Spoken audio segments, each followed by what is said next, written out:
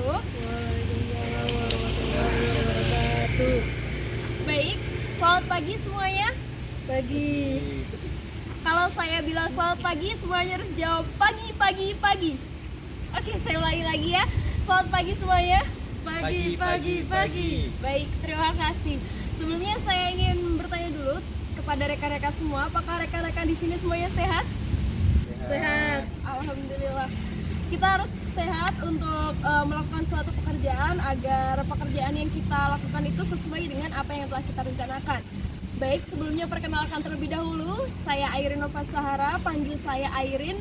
Di sini saya sebagai ahli HSE pada proyek pembangunan perusahaan kali ini.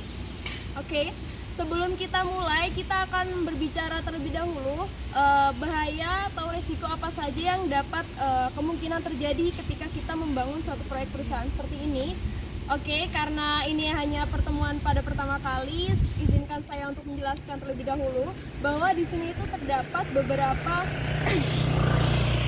bahaya yang dapat mengancam diri kita ketika kita tidak melakukan HSE atau K3 seperti itu ya. Yang pertama itu adalah karena nanti kita akan membangun gedung 10 lantai, jadi kita akan pasti ada pasti ada bahaya jatuh dari ketinggian. Nah, yang kedua itu adalah bahaya paparan debu. Seperti yang telah kita ketahui bahwa pembangunan suatu proyek itu pasti akan banyak menghasilkan debu, dan jika mungkin kita menggunakan bahan-bahan kimia seperti adanya cat ataupun pelitur dan lain sebagainya, itu pasti juga akan mengancam pernafasan kita. Yang kedua itu adalah bahaya terkena mesin-mesin yang kita gunakan seperti mesin las atau mesin pemotong kayu dan lain sebagainya, itu juga bisa mengancam atau menimbulkan bahaya untuk diri kita. Yang kedua itu adalah resiko.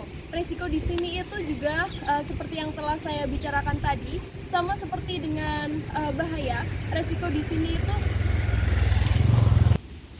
yang pertama adalah resiko cedera serius. Nah, resiko cedera serius ini dapat ditimbulkan mungkin karena jatuh dari ketinggian, atau mungkin rekan-rekan semua itu dapat tertimpa bahan-bahan bangunan. Oleh karena itu, kita wajib menggunakan seperti helm, sepatu dan lain sebagainya, APD ini untuk melindungi diri kita. Yang kedua itu adalah resiko gangguan pernafasan. Yang seperti saya bilang tadi, bahwa bahaya itu adalah timbul karena debu juga atau bahan kimia yang telah kita gunakan nanti.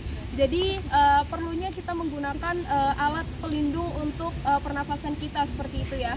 Yang ketiga itu adalah resiko dari kecelakaan mesin yang memang nanti kita gunakan, serta alat-alat berat yang beresiko juga ketika kita tidak menggunakannya sesuai dengan kaidah K3 seperti itu.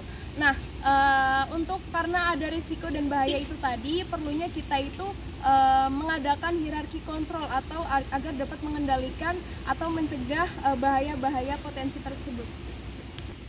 Yang pertama itu ada eliminasi, yaitu menghilangkan seperti misal tidak menggunakan bahan-bahan yang berbahaya. Yang kedua itu adalah substitusi, itu dengan menggunakan mungkin bahan-bahan kimia itu diganti dengan bahan-bahan yang memang dapat menjadi alternatif atau ramah lingkungan. Yang ketiga itu adalah perencanaan, itu dengan menggunakan teknologi yang dapat mengurangi debu.